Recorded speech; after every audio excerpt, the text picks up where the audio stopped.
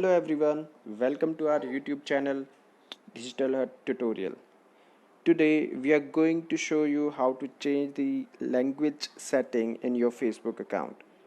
So this is my Facebook account, and here if you see on top corner right hand side, you can see there are three lines. So we need to click here, and then under settings and privacy we can see there is option coming language. So I'm going to click on language, and now you can see these many languages you can change in your Facebook account. So as of now it is English, and if I want to change it to Hindi, I'm going to select it.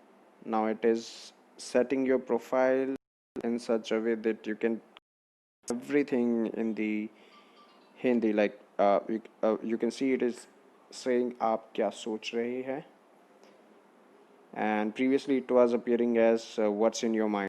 So this is how you can change your Facebook from English to Hindi or the language you want to select. So now again I'm going to change the language from English, and now again you can see profile is again set up and what's on your mind. So this is how you can change the language in your Facebook account.